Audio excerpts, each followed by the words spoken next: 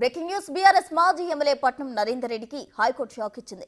లగచర్లలో collector అధికారులపై దాడి కట్టిన వ్యవహారంలో తనపై నమోదైన కేసులను కొట్టేయాలని క్యాష్ పిటిషన్ వేశారు. దాడి ఘటనకు సంబంధించి తనపై అన్యాయంగా కేసులు నమోదు చేశారని, వాటిని కొట్టేయాలని పట్నం నరేందర్ రెడ్డి క్యాష్ పిటిషన్ వేశారు. ఇరువైపుల వాదనలు విన్న కోర్టు క్యాష్ పిటిషన్ తిరస్కరించింది. ప్రస్తుతం పట్నం నరేందర్ రెడ్డి చర్లపల్లి జైల్లో ఉన్నారు.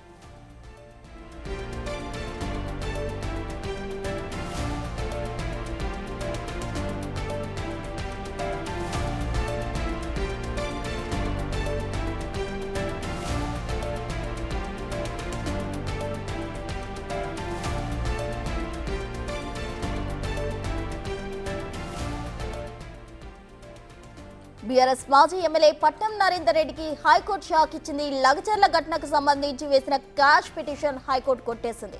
లగచర్లలో కలెక్టర్ అధికారులపై దాడి కట్టిన వ్యవహారంలో తనపై నమోదైన కేసులు కొట్టేయాలని క్యాష్ పిటిషన్ వేశారు. పట్నం నరేందర్ దాడి ఘటనకు సంబంధించి అన్యాయంగా కేసులు పెట్టారని, వాటిని కొట్టేయాలని పట్నం నరేందర్ రెడ్డి క్యాష్ పిటిషన్ వేశారు. అయితే ఇరువైపుల వాదనలు విన్న కోర్టు క్యాష్ పిటిషన్ కొట్టేసింది. ప్రస్తుతం పట్నం నరేందర్ రెడ్డి చర్లపల్లి జైల్లో ఉన్నారు.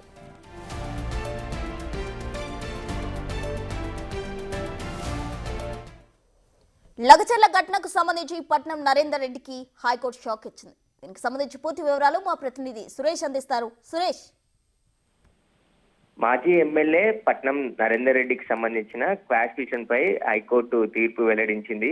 లఘుచర్ల దాడి ఘటనలో తన రిమాండ్ సవాల్ చేస్తూ హైకోర్టులో క్వాష్ పిటిషన్ వేయడం జరిగింది. క్వాష్ పిటిషన్ పైన ఇరు వాదనలు విన్న హైకోర్టు ఈ రోజు తీర్పు వెల్లడించడం జరిగింది. దాన్ని కొట్టివేయడం జరిగింది. ఆయన వేసిన క్వాష్ పిటిషన్ ని కొట్టివేస్తూ కింది కోర్టుకి బెయిల్ విషయంలో కొన్ని సూచనలు చేయడం జరిగింది. మెరిట్ ఆధారంగా నిర్ణయం తీసుకోవాలని చెప్పేసి కూడా కోర్టుకు కొన్ని సూచనలు చేసింది. కానీ లఘుచర్ల దాడి ఘటనలో చాలా కీలకమైన నిందితుడుగా నరేందర్ రెడ్డి ఉన్నాడని చెప్పేసి పోలీసులు రిమాండ్ రిపోర్ట్ లో పేర్కొనడం జరిగింది. మొత్తం కథ, కర్మ, క్రియ అన్ని కూడా ఈయననే మొత్తం ప్లాన్ చేసి అదంతా కూడా దాడికి ఉసిగొల్పారని చెప్పేసి కూడా పోలీసులు రిమాండ్ రిపోర్ట్ లో క్లియర్ గా మెన్షన్ చేశారు. సురేష్ కి పట్నం నరేందర్ రెడ్డి పలుమార్లు ఫోన్లు చేసి అధికారులు వస్తే ఎలా దాడి చేయాలి, ఎలా రెచ్చగొట్టాలి ప్రజల్ని అని చెప్పేసి కూడా కుట్ర చేసి ఈ దాడికి పాల్పడ్డారని చెప్పేసి కూడా పోలీసులు వివిధ సెక్షన్ల కింద పట్నం నరేందర్ రెడ్డిపై కేసు నమోదు చేసి ఆయనను అరెస్ట్ చేసి రిమాండ్ కి తరలించడం జరిగింది.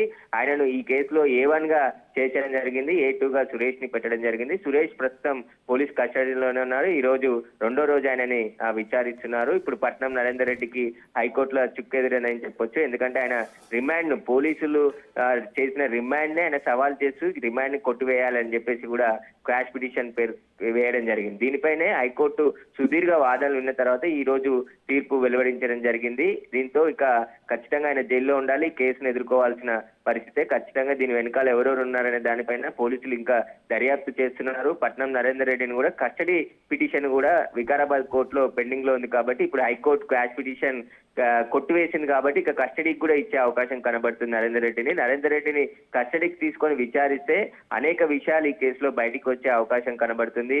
ఎందుకంటే అక్కడ ఉన్న రైతులలో కలిసిపోయి కొంతమంది ఉద్దేశపూర్వకంగానే కుట్ర చేసి అక్కడికి వచ్చిన కలెక్టర్ తో పాటు అధికారులపై విచక్షణ రహితంగా దాడులు చేసి రాళ్లు, కట్టెలు, కారం పొడితోని అక్కడ దాడికి ముందుగానే పథకం ప్రకారం దాడికి పాల్గొన్నారని చెప్పేసి కూడా పోలీసులు రిమాండ్ రిపోర్ట్ లో స్పష్టంగా మెన్షన్ చేయడం జరిగింది. ఇక ఇప్పటికే సురేష్ ని పోలీసులు కస్టడీకి తీసుకొని విచారిస్తున్నారు కాబట్టి నిన్న కొడంగల్ డిఎస్పీ కార్యాలయంలో పూర్తిగా విచారించడం జరిగింది. పలు కీలక అంశాలు ఆయన నుంచి రాబట్టడం జరిగింది. ఈ రోజు కూడా విచారిస్తున్నారు.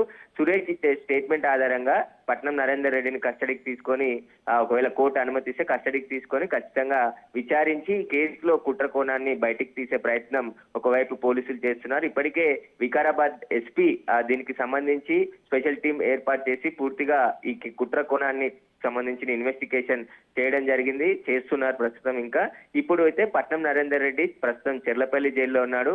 ఆయన బెయిల్ పిటిషన్ పై, కస్టడీ పిటిషన్ పై కూడా కింది కోర్టు ఇక నిర్ణయం తీసుకునే అవకాశం కనబడుతుంది. ఎందుకంటే క్వాష్ పిటిషన్ పెండింగ్ లో ఉంది కాబట్టి హైకోర్టు గైడ్ లైన్స్ ప్రకారం నిర్ణయం తీసుకుందామని చెప్పేసి కూడా కింది కోర్టు ఆలోచించుంటది. కాబట్టి ఈ రోజు లేదా రేపు కింది కోర్టులో కూడా నిర్ణయం వెలువడించే అవకాశం కనబడుతుంది. Right Suresh, thank you.